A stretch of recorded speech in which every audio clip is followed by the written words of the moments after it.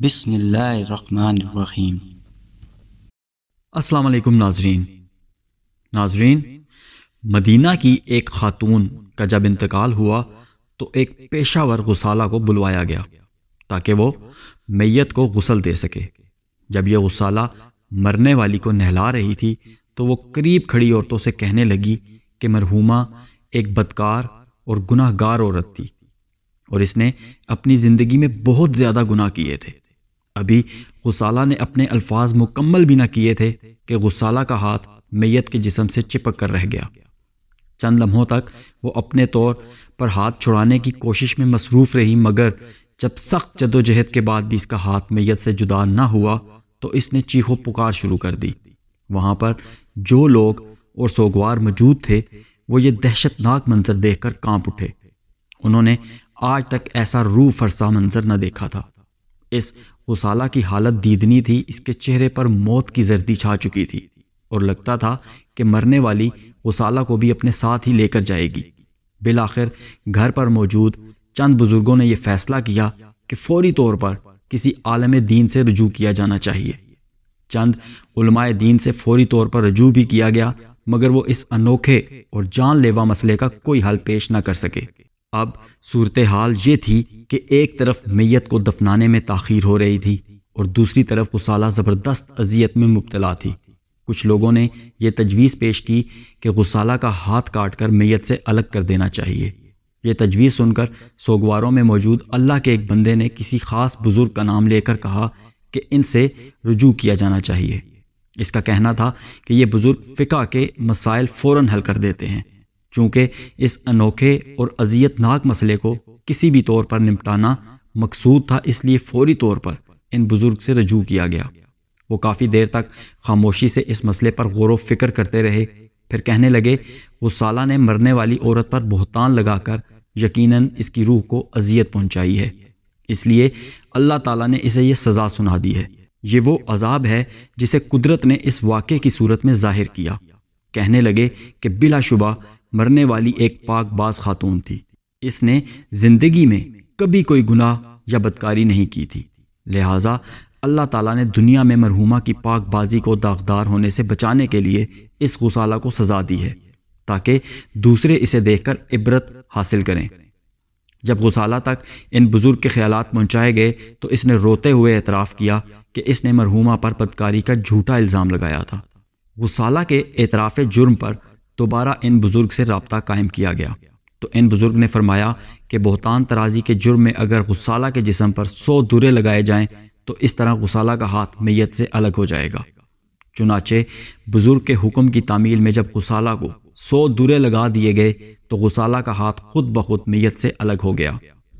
یہ عظیم بزرگ جن کے فتوے سے اس انوکھے مسئلے کو حل کیا گیا حضرت امام مالک بن انس تھے، جن کی ایمان افروز زندگی آج بھی مخلوق خدا کے لیے مشعل راہ ہے اور جن کے منہ سے جو بھی بات نکلتی تھی پوری ہو کر رہتی تھی۔ امام مالک مرد حق پرست تھے، انہوں نے کسی بھی جابر سلطان کے سامنے کلمہ حق کہنے سے گریز نہیں کیا۔ آپ کا زمانہ کڑی آزمائشوں کا تھا، مگر آپ نے ایک مرد مجاہد کی طرح ہر قسم کی دشواریوں اور مشکلات کا سامنا کیا۔ انہوں نے اپنی زندگی میں کبھی کسی جاہل یا کم عقل انسان کی صحبت اختیار نہ کی، بالخصوص حصول علم کی راہ میں آپ نے جو اذیتیں برداشت کیں شاہد ہی کسی اور علم کے طالب کو ان کا سامنا کرنا پڑا ہو۔ مگر جب امام مالک خود درس کے منصب تک پہنچے تو انہوں نے طلبہ کے لیے دروازے کھلے چھوڑ دیے۔ روایت ہے کہ امام شافعی کے لیے اپنے پست مالی حالات کے باعث علم حاصل کرنا دشوار ہو رہا تھا۔ ان کی انتہائی خواہش تھی کہ وہ حدیث پر عبور حاصل کرنے کے لیے امام مالک سے رجوع کریں، مگر وہ اپنے اندر ایسا کرنے کی ہمت نہیں پا رہے تھے۔ چونکہ دل کے ہاتھوں مجبور تھے، اس لیے انہوں نے والی مکہ کی خدمت میں حاضر ہو کر اپنی الجھن بیان کی۔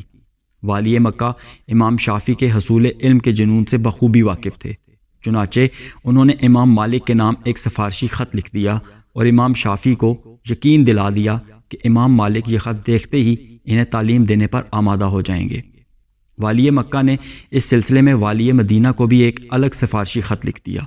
ادھر امام شافعی جب یہ سفارشی خط لے کر والی مدینہ کی خدمت میں حاضر ہوئے تو وہ یہ سفارشی خط پڑھتے ہی پریشان ہو گئے۔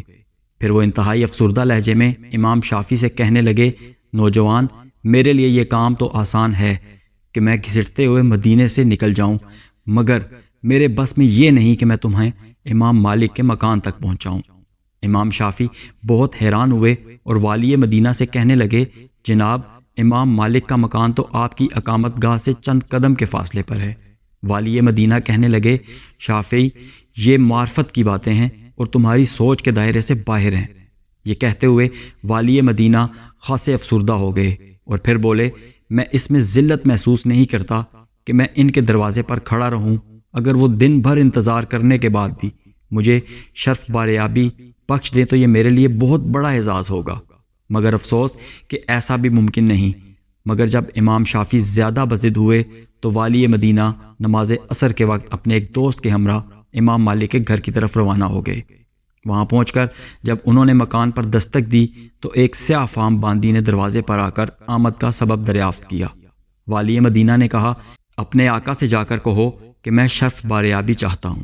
باندی نے کچھ دیر بعد واپس دروازے پر آ کے کہا، میرے مالک نے آپ کو سلام بھجوایا ہے اور انہوں نے فرمایا ہے کہ اگر آپ کو کوئی مسئلہ درپیش ہے تو اسے کاغذ پر لکھ کر اندر بھجوا دیں، اس کا جواب آپ تک پہنچ جائے گا، اور اگر کوئی حدیث کا مسئلہ ہے تو مجلس کا دن معلوم کر کے مقررہ روز تشریف لے آئیں۔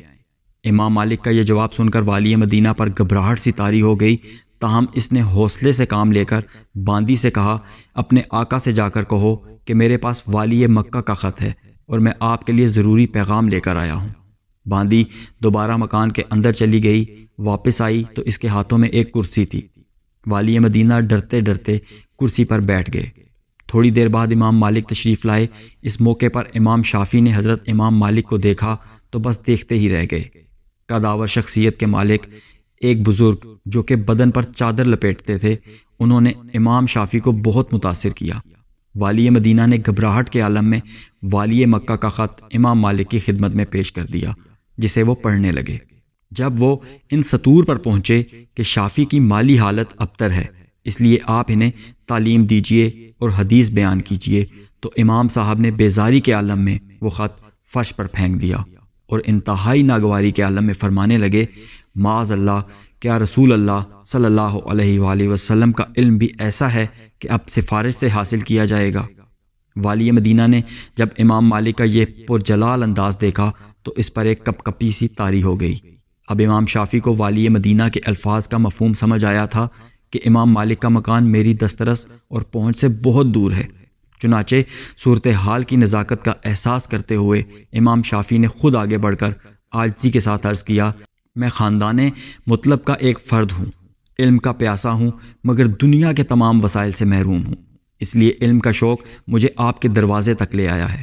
اگر آپ مجھے معرفت کے دریا سے چند بوندیں عنایت فرما دیں گے تو یہ میری بہت بڑی خوش بختی ہوگی۔ امام شافی کا انداز اس قدر اثر انگیز تھا کہ امام مالک کچھ دیر تک تو ان کے چہرے کو دیکھتے ہی رہ گئے، پھر فرمانے لگے، لڑکے تمہارا نام کیا ہے؟ امام شافی نے بتایا کہ ان کا نام محمد بن ادریس ہے۔ یہ کہنے کے بعد امام شافی پھر آس و پاس کی کیفیت میں امام مالک کی طرف دیکھنے لگے۔ امام مالک نے فوراً اپنی جگہ سے اٹھ کر امام شافی کو اپنے گلے سے لگا لیا اور ان کے سر پر دست شفقت پھیرتے ہوئے فرمانے لگے، محمد بن ادریس، اللہ سے ڈرو۔ اس کے ساتھ ہی آپ نے امام شافی کو اپنے شاگردوں میں داخل کر لیا اور انہیں علم کی دولت سے کچھ اس طرح نوازا کہ ایک دن محمد بن ادریس نامی یہ نوجوان خود بھی حدیث اور فقہ کا امیر بن کر زمانے کے سامنے آیا۔ حضرت امام شافی نے دوسرے شاگردوں کی نسبت بہت کم عرصے میں حدیث و فقہ کے تمام امور پر دسترس حاصل کر لی تھی۔ اس کے بعد وہ واپس لوٹ گئے۔ کافی عرصہ بعد امام شافی جب مدینہ تشریف لائے تو اپنے استاد محترم امام مالک کی خدمت میں بھی حاضر ہوئے۔ امام مالک نے انہیں دیکھ کر انتہائی خوشی و مسرت کا اظہار فرمایا اور شہر مقدس میں رہنے والوں کے بارے میں ان سے تفصیلات دریافت کرتے رہے۔ پھر جب رات ہوئی تو امام مالک یہ کہہ کر اٹھ کھڑے ہوئے کہ اب مسافر کو آرام کرنا چاہیے۔ امام شافی بیان کرتے ہیں کہ میں خود بھی زیادہ تھکا ہوا تھا، اس لیے لیٹتے ہی مجھے گہری نیند نے آ لیا، مگر رات کے آخری حصے میں مجھے یوں محسوس ہوا کہ جیسے میرے دروازے پر کوئی دستک دے رہا ہے۔ میری آنکھ کھلی تو میرے کانوں میں امام مالک کی شیریں آواز پڑی۔ وہ فرما رہے تھے، محمد، تم پر خدا کی رحمت ہو، تہجد کا وقت ہو گیا ہے۔ امام شافعی فرماتے ہیں کہ میں یہ سنتے ہی فوراً گھبرا کر اٹھ کھڑا ہوا۔ جب دروازے سے باہر آیا تو امام مالک ہاتھ میں پانی کا برتن لیے کھڑے تھے۔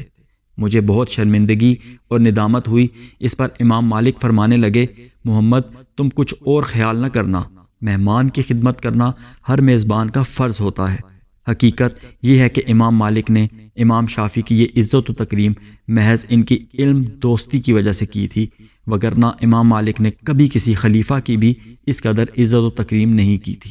حضرت امام مالک کے فتووں پر تو وقت کے نامور دانشور بھی سر دھنتے رہ جاتے تھے۔ عرب کے لوگوں کو یہ بخوبی اندازہ ہو گیا تھا کہ ایک دن یہ نوجوان علم و فضل کی تعبیر بن کر دنیا کے سامنے آئے گا۔